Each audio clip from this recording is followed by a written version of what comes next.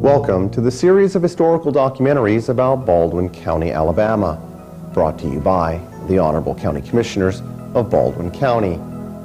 Each documentary illuminates a chapter of our unique history, beginning with the earliest inhabitants, which spans more than 1,000 years, to a period of Native American settlements, pioneers, establishment of our earliest communities, through a time when agriculture was king. And finally, to the Baldwin County of today, where people from all walks of life and different backgrounds live, work, and enjoy the beauty of this remarkable place. It is here where the land of Alabama meets the Gulf of Mexico and Mobile Bay, a place which is called upon many for ambition, adventure, fortune, or to build better lives for their families.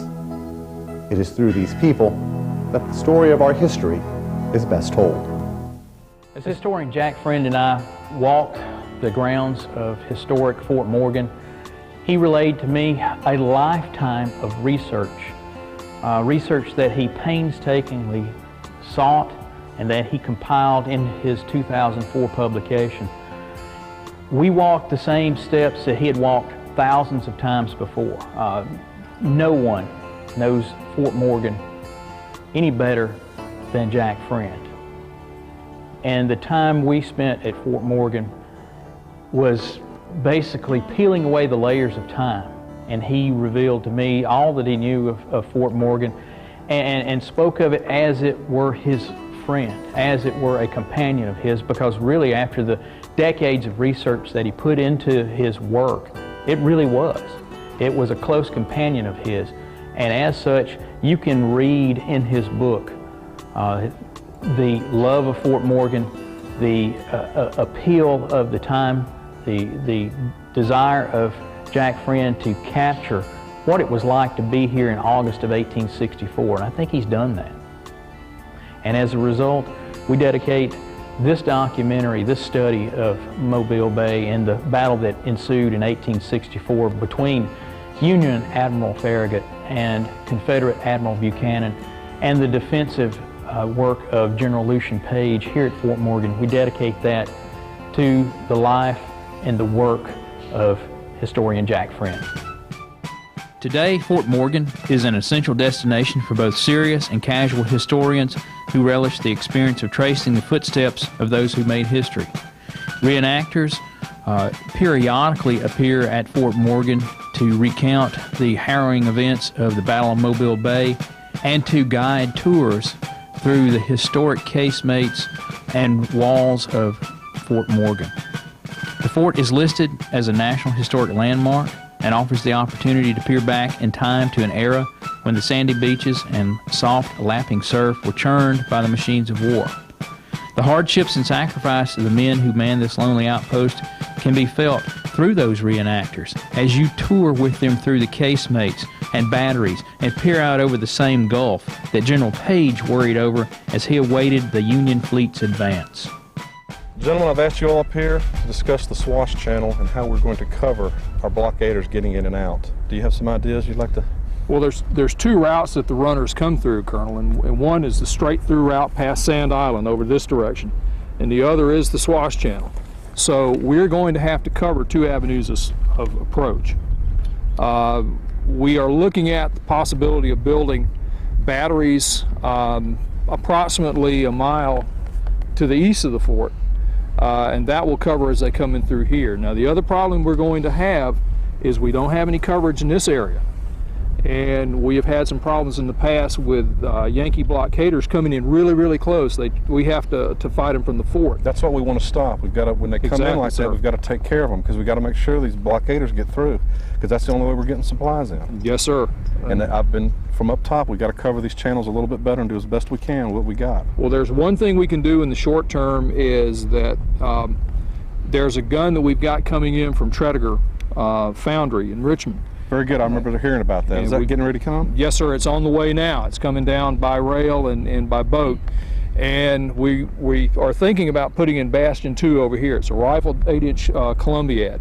And do you agree that that's where we need to put that, Captain? That'll work, sir. All right, and that's where we'll put that on Bastion 2. That'll give us a whole area of coverage. As they come through, we can cover on the Swash Channel from this point here all the way over and cover the entrance with that gun over here. And we also have this Bastion 2, and there's a possibility we may be getting some new Blakely rifles in from Charleston out through the blockade. So we may be getting 2 of those. The other option we have, sir, is building a water battery in this area here, which once the blockaders get in, no Union ships can follow them in that way. It'd be great if we could do a masked battery down there, the way they would not know we were building that. So the first time they get close, we can give them a surprise yes, and never sir. forget. Well, I will have to talk to Colonel von Schielaha, our engineer, and see what he thinks about that. When do you think we might accomplish all this? When do you think this can be covered for my report? I'm going to have to report to my superiors. Well, the recommendation can go in any time. Now, we've had problems with lack of laborers. The engineers, we've had other projects here that have been waiting just because the engineers can't get in laborers or materials because they're frankly taking everything that we need to other theaters. This has gotten a little more serious as of lately, and I'm going to give you a lot more help on that. We're going to get this taken care of because we don't have any more time to waste. Yes, sir, Colonel. We appreciate that. Thank you. One of the things that went on here at Fort Morgan in 1863, I mean, everybody knows about the famous siege of Fort Morgan and the fort falling on August 23rd, 1864. But prior to that time, in 1862 and 1863, there was also a lot of action here at the fort that a lot of people don't know about. There was constant blockade running traffic coming in and out from the Yankee blockade of the pass here at Fort Morgan, and a lot of the guns and the batteries were actually built to help these blockaders escape the Yankee squadron, and they covered the Swash Channel, which was a small channel near the shore close to Fort Morgan that the lighter draft blockade runners could use to cut close to the shore and actually skirt the blockading force that was trying to keep them in the Mobile Bay. By this time of the war, 1863, Fort Morgan's role is primarily to protect the main entrance to Mobile Bay from any incursion by Yankee ships. There was a large number of Union blockade vessels in the Gulf of Mexico. The West Gulf Blockading Squadron of the U.S. Navy was out there trying to blockade Mobile Bay. What they were trying to stop was blockade runners that were trying to enter, bringing in military supplies, military goods, and also just necessary goods that were needed by the population in Mobile. Blockade running was the lifeline of the Confederacy. And if the blockaders could stop this lifeline, could cut that lifeline, then it would strangle off and keep supplies from coming into the Confederacy. And Mobile was, by this time, after the fall of New Orleans in April 1862, was the last major blockade running port left open in the Gulf of Mexico. There were smaller ports in Texas, but Mobile was the main one. So it was important that this channel, the entrance to Mobile Bay, remain open, and that was Fort Morgan's main mission, was to keep this channel, keep the entrance open, and keep any Union fleet or any Union ships from coming into the bay. The gun we are firing today is a model 1829 Seacoast defense gun. It's a smoothbore gun, and it's very typical of the guns used throughout the Civil War.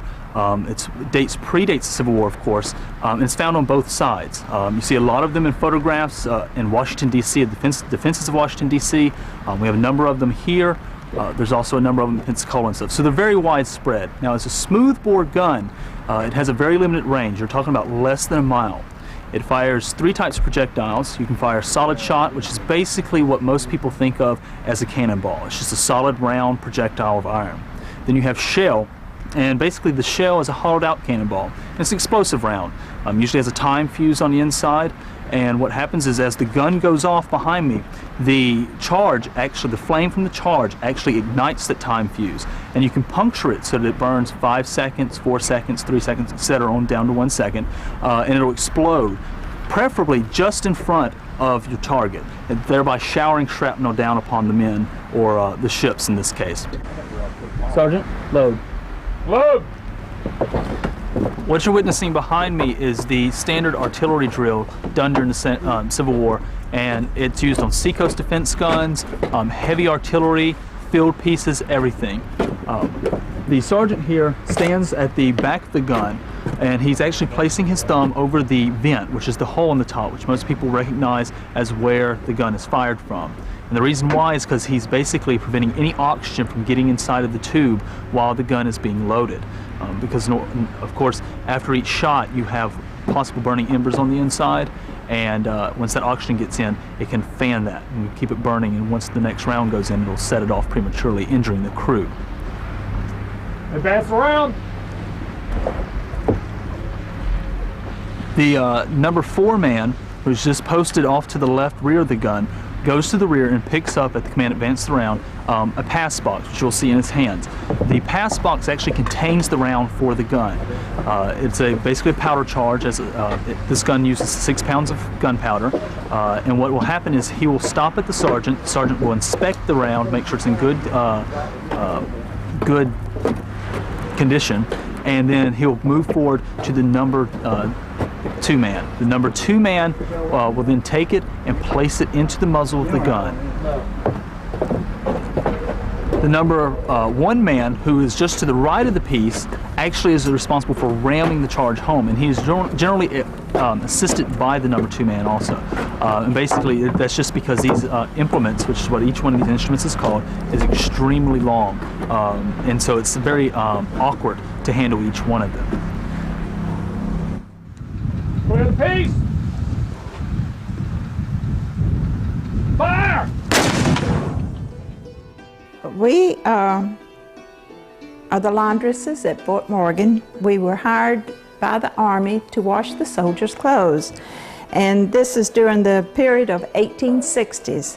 These women were married to the non-commissioned officers. They didn't encourage single women to be here because of the closeness of the soldiers. They were paid 25 cents for each garment they washed. That was a lot of money back then. But keep in mind that the soldiers didn't change clothes every day like we do, so they earned their money when they got their hands on those clothes. They were also fed by the Army. They received a ration of whatever the soldiers had to eat. Basically, we're talking dried beans or peas, cornbread or biscuit fixings, and salt pork. And occasionally, they could get fresh fruits and vegetables from the ships coming from Mobile. That was the only way off this point at the time. You had no road. It took a day to get to Mobile by boat and a day to get back, so we really don't think these women got to go very often. You'd find them every day out on the Bay Beach with their tubs, rub boards, and lye soap washing clothes. Now, we understand it's hard to visualize washing clothes in that bay water, but we know water was scarce here. The water in the 4 cisterns in the parade ground was used strictly for drinking and for cooking. The soldiers bathed in the bay water, so we feel sure that the women had to wash their clothes in the bay water. Fort Morgan's construction, which began in 1819 and was completed in 1834, created one of the largest Gulf Coast forts built prior to the Civil War. The star-shaped bastioned Pentagon was named in honor of Revolutionary War hero Daniel Morgan. Some 45 years later, the fort witnessed its first true test during the American Civil War. In August 1864, the defenses of Mobile Point were overwhelmed by the Union naval flotilla assembled by Admiral David G. Farragut. To secure the main ship channel, the fort's defenders, under the command of General Richard Page, mounted a total of 46 guns, of which 11 were rifled and 35 were smoothbore. While Farragut came under a withering fire as his group of ships made their way into the bay, he successfully navigated the guns of the fort and the submerged minefield laid west of the ship channel. It seems by this time, the rebels, now having 2 full years to prepare their defenses, had constructed a sailor's worst nightmare. They had constricted the channel with obstructions. They had placed explosive underwater torpedoes to sink ships. They had supplemented the forts that guarded the entrance to the bay with many more guns. They had even built an additional fort. It was reported They had built floating batteries closer to the city itself. And with their naval facilities, there were all sorts of rumors about what they were building in there. There was one rumor, which we later found to be quite true, that they were building a ship called the Tennessee that was the most formidable warship ever built, covered in iron with heavy rifled guns. It was also rumored that there were two more of these monsters under construction. We also heard a rumor that they were constructing an undersea torpedo boat. These are many things to ponder, but I felt if I had the resources, we could do it.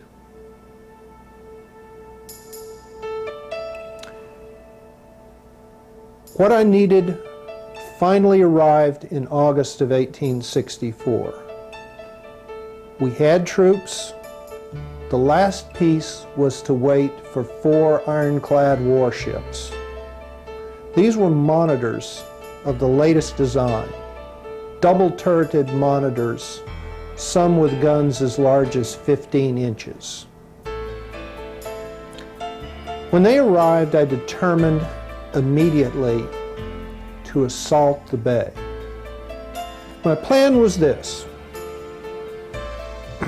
I would use the same strategy that I used at Port Hudson and I used at New Orleans. I would lash my wooden ships together in pairs.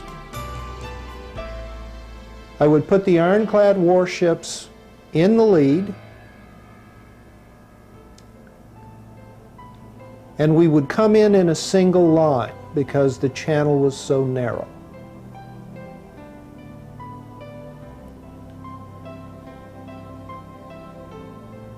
I hoped to go in on the morning tide, a flood tide, to take advantage of the extra speed that it would give us.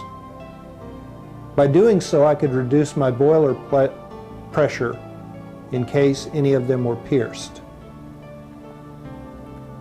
I trusted to a favorable wind and hoped that the smoke from my guns would cover my ships, would screen them from the enemy. We began early in the morning, about 4 a.m. as I recall, and we started forward.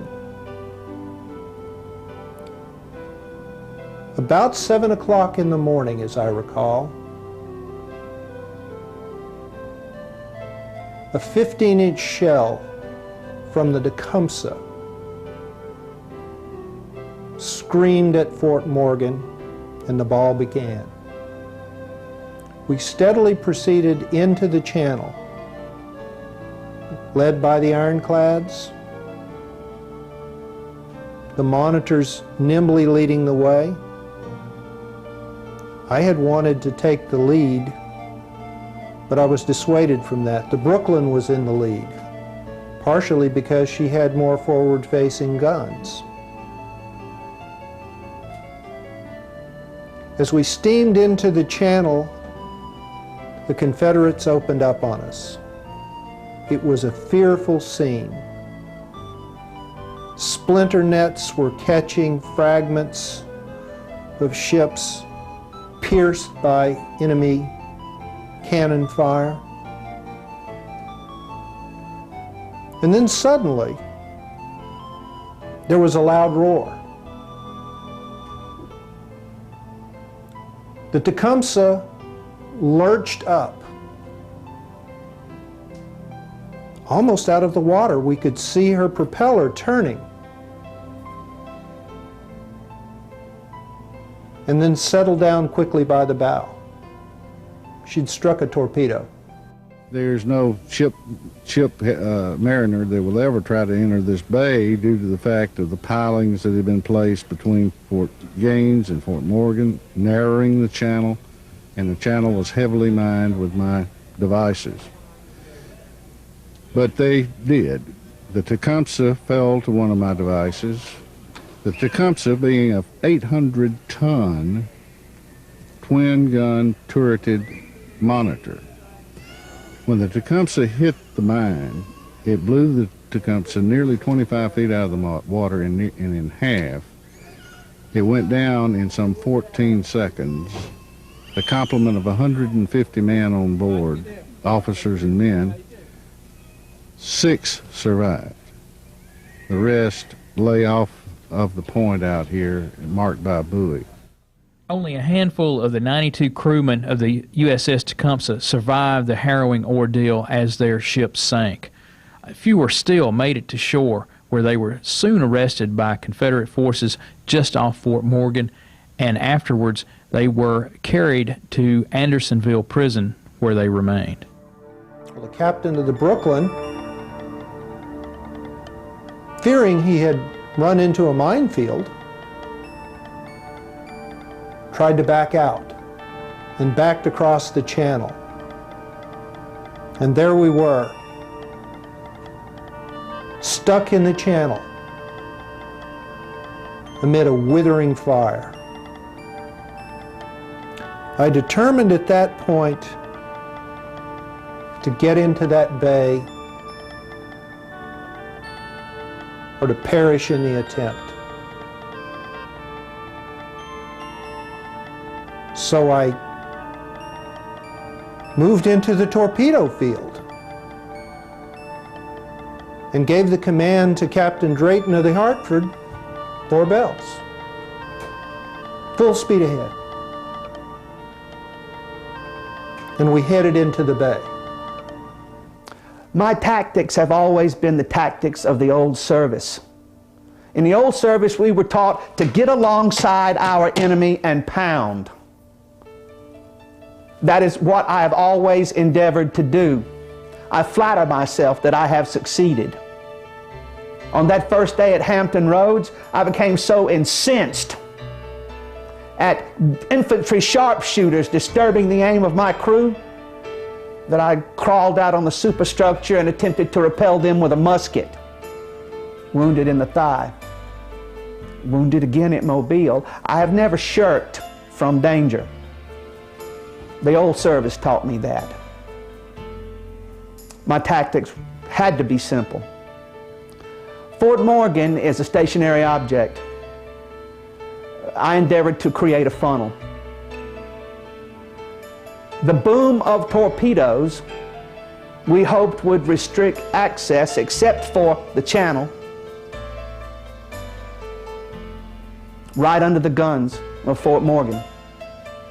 And the Tennessee would meet them at the entrance to the channel. And if we could so pound them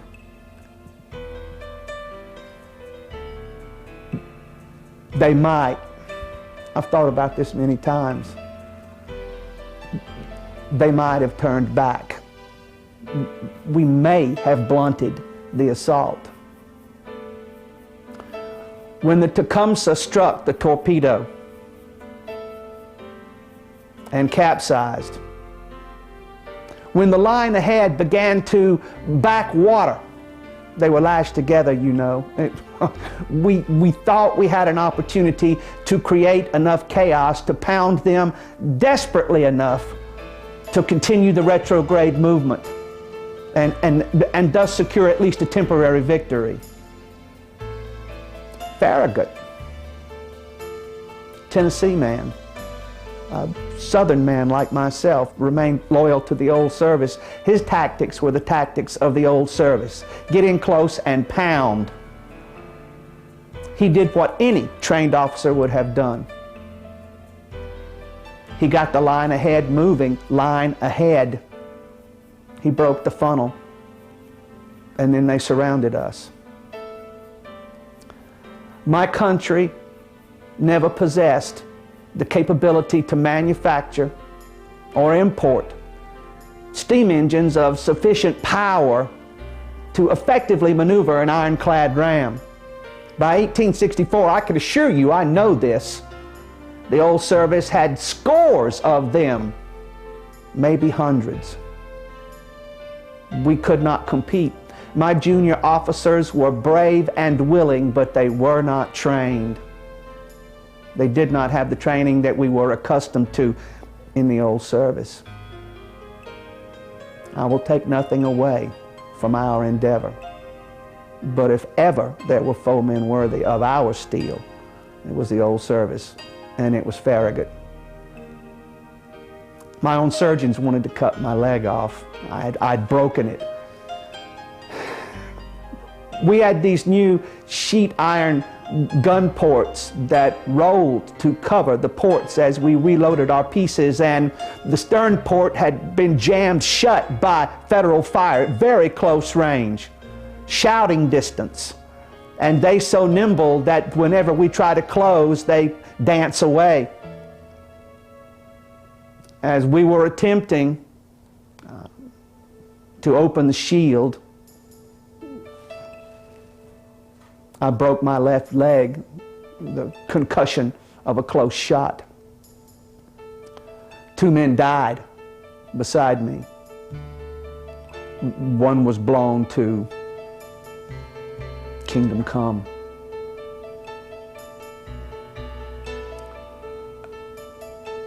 We fought them as long as we could do them damage. And when it was apparent that all we could expect was the reception of punishment, then we honorably struck our colors. All the officers and crew performed admirably, save one captain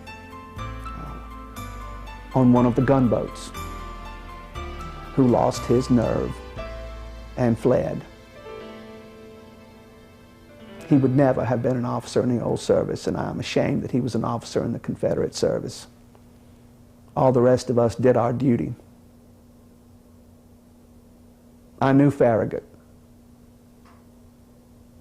He is a good sailor and a damn fine fighting man. As we broke into the bay, the rebels had 4 ships waiting for us. One of them was the dreaded iron monster, the Tennessee. And she came straight for us, right across our path, attempting to rake everyone with her fire.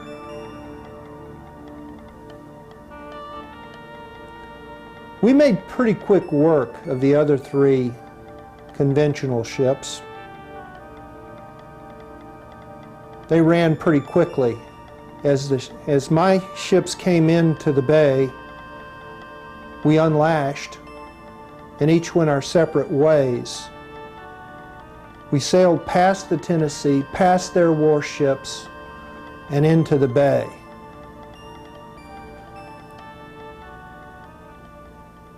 And the Confederate fleet sought shelter under Fort Morgan. We retired to a safe distance to assess damage and began to prepare breakfast. It was then I received the news that the Tennessee was headed our way. Ugly black smoke belching out of her funnel.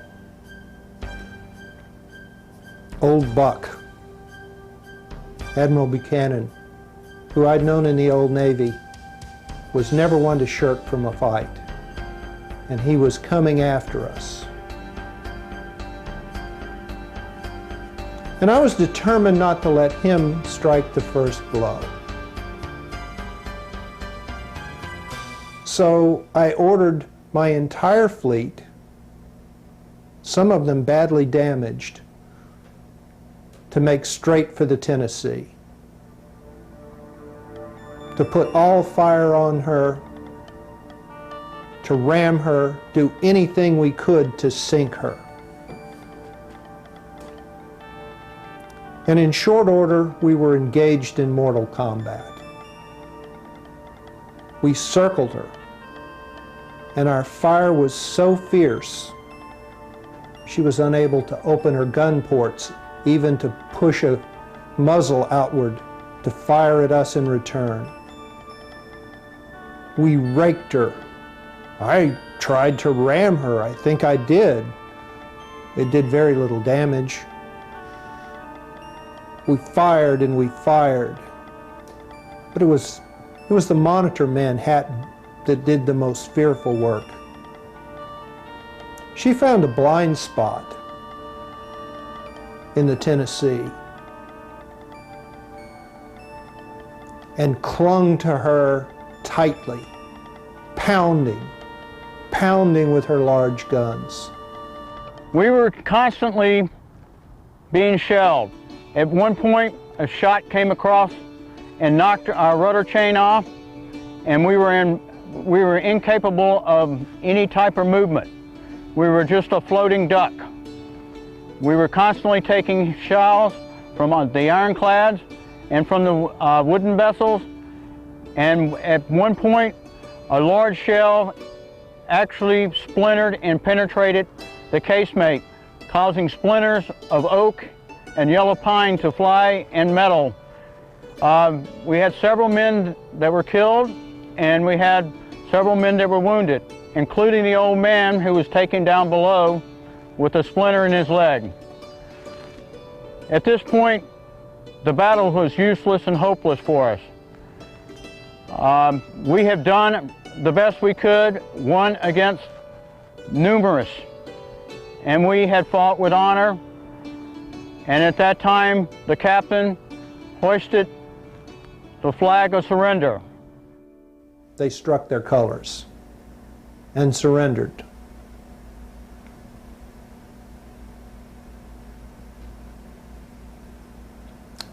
With the other ships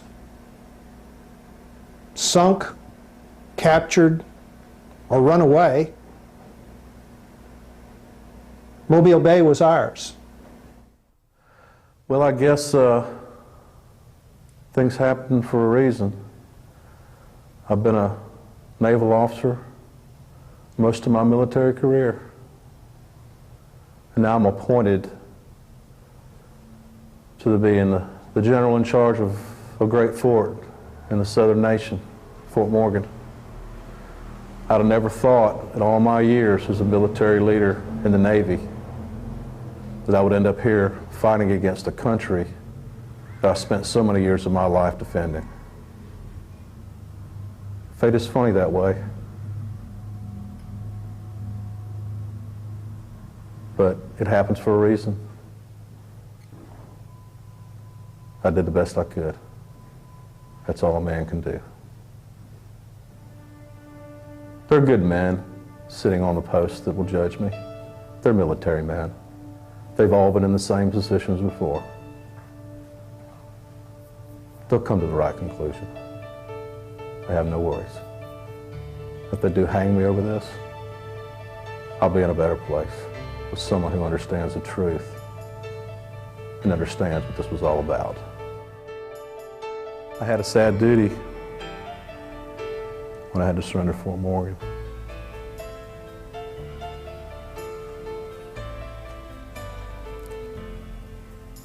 Troops that have fought so valiantly for so long, over 3 weeks of a terrible siege. Lost a lot of friends, a lot of close, good officers.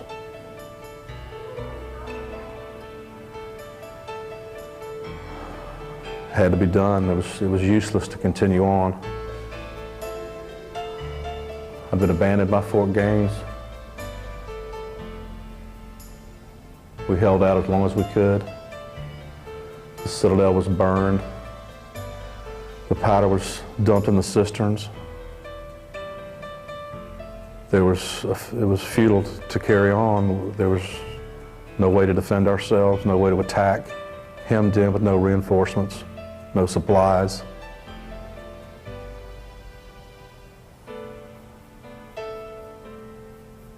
I couldn't give my sword up.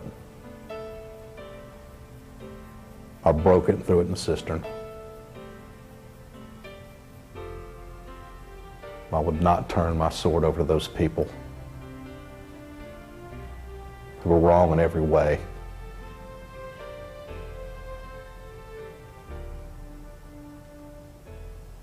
I don't regret a thing. I'd do it all again in a heartbeat. Waited a little too long to get our fortifications prepared by sea, and even though he sustained incredible losses, Farragut is a determined man, and he brought his ships in. Now, bringing them in and capturing the bay is one thing. Capturing this fort and capturing the city of Mobile are two entirely different things. Farragut had no ability whatsoever to do that. They landed infantry back down the beach behind me. They marched to within a mile and a half or so of the fort and dug their first entrenchments. Then they started working in coordination with Farragut, and he would shell the fort to suppress our gunners, and they would dig like incredible human moles. When they'd stop digging, he'd stop shelling. If our gunners started towards their parapets, they would signal the fleet, they'd shell again. He inched forward and forward and forward until finally he was within 100 to 200 yards of our fort, and that's when the battle began. His men assaulted, and they coordinated with the attack from the sea, and Farragut's ships opened up on the fort, and every time our men tried to man their guns, it was basically deadly. And he managed to keep our men off the guns, which allowed their men to attack. Some of our wooden roofs caught on fire, and that conflagration was so great that while it caused no real structural damage to the fort, the smoke and the flame made it impossible to see, and our men were in such misery from the smoke and inhaling it. Basically, there was not a lot left. General Page was forced to surrender. As for Fort Morgan, you can see that the fort itself has survived, and it's now a tribute to all of those brave men that fought against it. When the war was over, the majority of the Southerners and the majority of the Northerners more or less made peace. The war was done. Our patron, General Lee, told us we were Americans again, we were one country, be good citizens. We've tried our best. Places like this are sacred places. We've got to protect them. You've got to come and look at them and think about what happened. The Battle of Mobile Bay was won by the Union, and it ended the careers of very capable military men, such as Richard Page and Franklin Buchanan. It added another chapter to the history of this region, this country, and to ourselves personally. It's a chapter of history that we should learn from, and one that we should never, ever forget.